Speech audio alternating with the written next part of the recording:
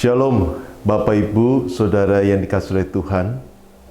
Senang bisa kembali berjumpa untuk berdoa, membaca dan merenungkan kebenaran firman Tuhan. Mari sebelum kita bersama membaca, merenungkan firman Tuhan, kita terlebih dahulu berdoa. Mari kita berdoa. Tuhan yang Maha Baik, Tuhan yang penuh kasih, kami sungguh bersyukur untuk anugerah yang Tuhan berikan kepada kami hari demi hari hingga pada saat ini. Sehingga kami boleh kembali berjumpa meski belum secara tatap muka. Dan dalam perjumpaan ini kami bersyukur karena mendapat kesempatan dari Tuhan untuk bersama membaca dan merenungkan kebenaran firman-Mu.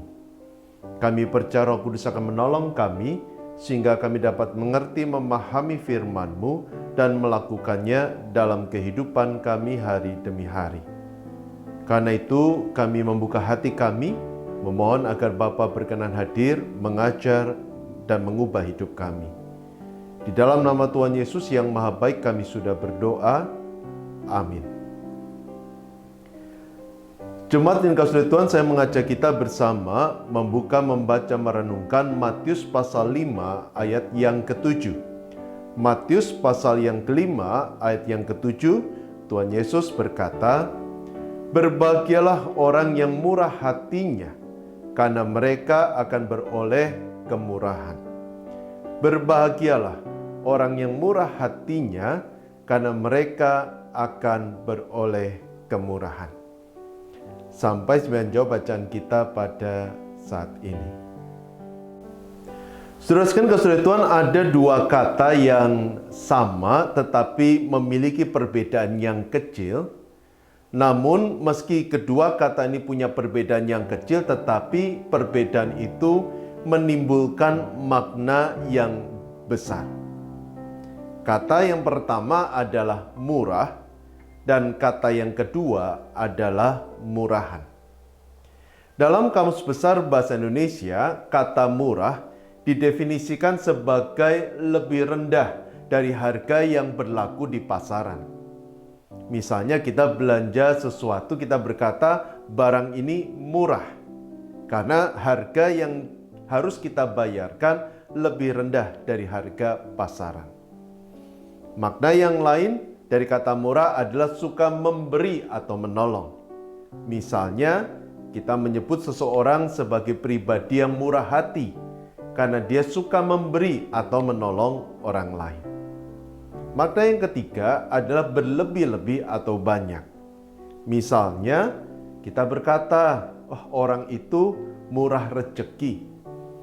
Dia punya banyak rezeki yang baik, dia mendapatkan banyak berkelebihan. Kita menggunakan kata murah. Nah, berbeda dari kata murah yang punya konotasi cenderung positif, kata murahan di dalam Kamus Besar Bahasa Indonesia diartikan sebagai sesuatu yang tidak bermutu. Dalam hal ini bicara tentang barang. Mungkin kita membeli sesuatu dan kita berkata, barang ini murahan, nggak berkualitas, tidak bermutu, dan tentunya kita merasa kecewa. Atau yang lain, kata murahan itu juga punya arti gampang terbujuk oleh rayuan. Misalnya kita berkata, kamu murahan. Kenapa? Karena mudah terbujuk oleh rayuan orang lain. Nah, saudara, ini menarik. Kata murah dan kata murahan hanya dibedakan oleh satu suku kata, yakni akhiran an. Tetapi kedua kata ini punya konotasi yang bertolak belakang. Kata murah biasanya berkonotasi sebagai sesuatu yang positif. Sebaliknya kata murahan itu berkonotasi cenderung negatif. Nah, yang menjadi pertanyaan adalah, apakah kita pribadi yang murah atau murahan? Nah, saudara, ini pertanyaan yang menarik. Karena kalau di dalam Alkitab kita jelas menemukan bahwa Allah mendorong kita untuk menjadi pribadi yang murah. Apa artinya murah? Kalau kita lihat misalnya di dalam Amsal 11 ayat 17, di sana dikatakan bahwa orang yang murah hati berbuat baik kepada diri sendiri, tetapi orang yang kejam menyiksa badannya sendiri. Dalam Lukas 6 ayat yang ke-36 di sana dikatakan, hendaklah kamu murah hati sama seperti Bapamu adalah murah hati. Nah, saudara, menarik karena kedua ayat ini mendorong kita sebagai umat Tuhan untuk menjadi sosok yang murah hati. Nah, saudara, sosok yang murah hati adalah sosok yang baik, sosok yang penuh kasih, sosok yang mencerminkan siapakah Allah. Dan orang seperti ini bukan orang yang murahan. Dia adalah orang yang berkualitas. Namun, meski kita berkualitas, Allah mendorong kita menjadi pribadi yang murah hati. Bukan sombong, bukan meninggikan diri lalu merendahkan orang lain, tetapi sebaliknya, kita mengulurkan tangan, membagikan kasih, membagikan berkat kepada sesama. Meski mungkin dalam standar dunia atau pandangan orang lain, mereka tidak layak untuk mendapatkannya. Jadi saudara, Allah mendorong kita untuk menjadi pribadi yang murah, yang artinya kita berkualitas, tetapi kita mau rendah hati dan menunjukkan kemurahan hati kepada orang lain. Allah tidak mendorong kita menjadi pribadi yang murahan. Nah, kenapa kita didorong menjadi pribadi yang murah hati? Di dalam Lukas 6 ayat yang ke-36 tadi dikatakan, karena Bapa kita, Allah kita adalah pribadi yang murah hati. Dan karena Dia murah hati, maka yang pertama, kita hidup dari kemurahan hati Tuhan. Artinya, kalau Allah tidak bermurah hati kepada kita, maka kita tidak akan bisa hidup. Kalau kita ada, kalau kita hidup, itu hanya karena kemurahan hati Tuhan.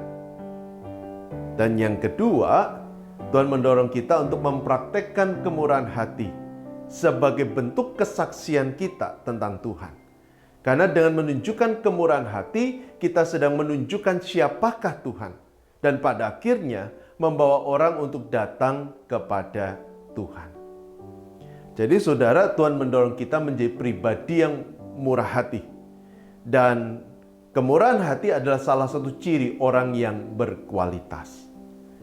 Karena itu tidak heran di dalam Matius 5 ayat yang ke-7, Tuhan Yesus pun berkata, berbahagialah orang yang murah hatinya, karena mereka akan beroleh kemurahan. Menarik bagaimana Tuhan mengkaitkan antara kemurahan hati dengan bahagia. Kenapa Tuhan katakan orang yang murah hati, orang yang bahagia? Saudara sekalian, dalam Matius 5 ayat yang ke-7, kata murah hati diterjemahkan dari satu kata, yakni eleemon, yang berarti penuh belas kasihan, penuh kasih. Dalam satu kamus atau dictionary, kata eleemon diartikan sebagai seseorang dengan sifat atau watak untuk memaafkan atau menawarkan kebaikan atau bantuan melebihi apa yang mungkin diharapkan atau dituntut oleh keadilan. Karenanya orang itu disebut sebagai seorang yang penyayang. Jadi dengan kata lain, kata murah hati atau kata eleemon itu menunjuk kepada hati yang dipenuhi oleh kasih. Sehingga meski kita dilukai, kita tidak melukai. Meski kita dirugikan, kita tidak membalas dendam dengan merugikan. Sebaliknya, kita justru mengampuni orang yang sudah melukai, menyakiti, dan merugikan kita. Kata eleemon juga menunjuk kepada hati yang dipenuhi oleh kasih, sehingga kita terdorong, digerakkan untuk mengasihi semua orang tanpa membedakan, termasuk juga orang-orang yang sudah menyakiti kita. Nah, saudara, ketika di dalam Matius 5 ayat yang ke-7, Tuhan Yesus berkata, berbahagialah orang yang murah hatinya. Ayat ini merupakan sebuah dorongan bagi setiap umat Allah, termasuk kita, untuk menjadi pribadi yang murah hati, bukan murahan, seperti yang saya ungkapkan sebelumnya. Nah, kenapa Tuhan mendorong kita menjadi pribadi yang murah hati? Alasan yang pertama, karena Tuhan sudah mengaruniakan pengampunan dan keselamatan dengan cuma-cuma, secara gratis atau murah. Tentunya ketika dikatakan bahwa Tuhan mengaruniakan keselamatan secara cuma-cuma, bukan berkonotasi bahwa keselamatan atau pengampunan itu sesuatu yang murahan, sesuatu yang tidak berharga. Sebaliknya, keselamatan dan pengampunan adalah sesuatu yang tidak ternilai harganya, yang meski kita memberikan semua yang kita miliki, bahkan nyawa kita sendiri, kita tetap tidak akan bisa mendapatkannya. Jadi pengampunan Allah, keselamatan adalah sesuatu yang sangat berharga, yang tidak ternilai. Tetapi dalam kemurahan hati Allah, Dia mengaruniakan pengampunan dan keselamatan itu secara cuma-cuma. Agar kita yang percaya, yang beriman kepadanya, terbebas dari belenggu dosa dan kebinasaan. Jadi saudara, Allah dalam kasih-Nya mengaruniakan sesuatu yang tidak ternilai secara murah, bukan kemudian mengubahnya menjadi sesuatu yang murah. Nah, yang kedua, kenapa Tuhan mendorong kita menjadi pribadi yang murah hati? Karena hanya orang yang luar biasa, yang mahal, yang mampu mengasihi tanpa membedakan. Bahkan mampu memaafkan orang lain yang sudah melukai hatinya secara cuma-cuma. Kenapa saya katakan bahwa hanya orang yang mahal yang berkualitas? Karena saudara dibutuhkan kelapangan dada serta kerendahan hati untuk mengampuni. Kalau seorang tersinggung hanya memikirkan ego, hanya mendahulukan perasaannya, dia tidak akan bisa memaafkan. Dia tidak akan bisa mengampuni. Dia tidak akan bisa mengasihi. Semua ada hitungannya. Tetapi seorang yang punya kelapangan dada, seorang yang sabar, hanya mereka yang bisa menunjukkan kasih tanpa membedakan, termasuk juga mengasihi musuh-musuh mereka. Itulah alasan ketika kita melihat seseorang mengampuni orang yang sudah melukai hatinya, kita memuji orang itu sebagai orang yang luar biasa. Jadi, kalau kita bisa mengasihi, kita bisa menunjukkan kelapangan dada dan kesabaran, bahkan kerelaan untuk mengampuni, memaafkan, dan bersikap rendah hati, justru kita menjadi pribadi-pribadi yang mahal di dalam Tuhan. Itulah alasan kenapa Tuhan mendorong kita menjadi pribadi yang murah hati, bukan murahan. Pribadi yang dewasa, yang menyadari kasih karunia Allah dan bersedia untuk membagikan kasih karunia itu kepada orang lain.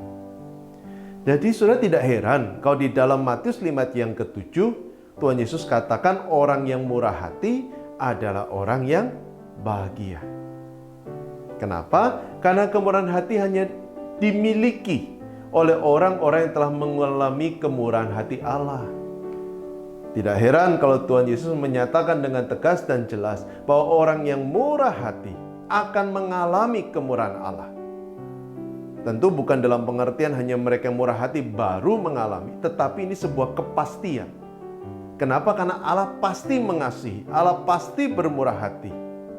Sehingga orang yang menyadari kasih karunia Allah dan berusaha menunjukkan kemurahan hati sama seperti Allah, maka mereka adalah orang yang pasti mengalami, sudah dan akan terus mengalami kemurahan hati Allah. Dan yang kedua, kenapa dikatakan orang murah hati orang yang bahagia? Karena kalau kepada orang yang berdosa saja Tuhan menunjukkan kemurahannya, terlebih bagi kita umat Allah yang mengasihi Tuhan, yang sudah memberikan hidup kita untuk Tuhan, yang melakukan yang terbaik seperti yang Tuhan kehendaki bagi kemuliaan nama Tuhan, Allah pasti menunjukkan kemurahan hatinya kepada kita. Karena itu saudara, menjadi pertanyaan kini adalah, apakah kita pribadi yang murah hati atau murahan? Ingatlah bahwa Tuhan mengasihi kita. Dia mengaruniakan sesuatu yang tidak ternilai bagi kita. Karena Dia mengasihi kita. Karena itu sudah seharusnya kita bertumbuh, mengembangkan diri, menempa diri menjadi pribadi yang berkualitas.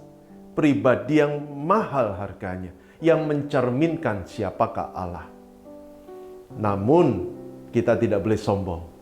Kita harus bersikap rendah hati, mengasihi orang lain, mengulurkan tangan bagi orang lain, bahkan mengampuni orang yang sudah melukai kita. Disitulah kita menunjukkan kualitas diri kita yang sesungguhnya. Dan Tuhan akan mengaruniakan kemurahan hatinya bagi kita. Karena itu saudara, mintalah supaya Tuhan memperbarui hati kita, memampukan kita untuk menunjukkan kemurahan hati, menempa diri kita menjadi pribadi-pribadi yang berkualitas di dalam Tuhan. Amin. Mari kita bersama berdoa. Tuhan, terima kasih untuk firman yang boleh kami renungkan bersama, yang mengingatkan kami bahwa kami adalah pribadi-pribadi yang dicintai oleh Tuhan, pribadi-pribadi yang disayang oleh Tuhan, pribadi-pribadi yang telah mengalami kasih karunia Tuhan yang begitu besar. Dan biarlah kesadaran ini mendorong kami juga untuk menjadi pribadi yang murah hati, yang dipenuhi kasih, yang memancarkan kasih, yang selalu mengulurkan tangan bagi sesama kami, dan melakukan semuanya sebagai wujud cinta kami kepada Tuhan. Terima kasih ya Tuhan. Tolonglah kami, mampukan kami untuk menjadi pribadi-pribadi yang berkualitas, yang mencerminkan siapakah Allah dalam setiap kata dan perbuatan kami. Dan saat ini kami juga berdoa untuk kehidupan kami masing-masing, untuk pekerjaan kami, untuk studi kami, Allah yang berkati. Keluarga kami, Allah yang berkati. Saudara kami yang sakit, berkenan Tuhan jamah dan pulihkan. Berkati juga untuk Gereja Tuhan GKI Kutisari Indah. Kiranya Tuhan menolong agar kami boleh menunjukkan kemurahan hati sama seperti Allah. Sehingga gerejamu memancarkan kasih Tuhan, menjadi berkat bagi banyak orang, memuliakan nama Tuhan. Berkati bangsa negara kami, Allah yang berkenan menolong bangsa Indonesia. Terima kasih ya Tuhan. Dan saat ini hamba-Mu mohon, berkenan Tuhan mengulurkan tangan dan memberikan berkat. Saudara sekalian kasih oleh Tuhan, arahkan hatimu pada Tuhan dan terimalah berkat dari Tuhan. Allah yang murah hati, Dia akan mengasihi saudara, memimpin menyertai kehidupan saudara, memberikan berkat, kekuatan, damai, dan sukacita dalam kehidupan saudara dari sekarang sampai selama-lamanya. Amin. Tetap sehat, tetap semangat. Tuhan memberkati Bapak, Ibu, dan Saudara.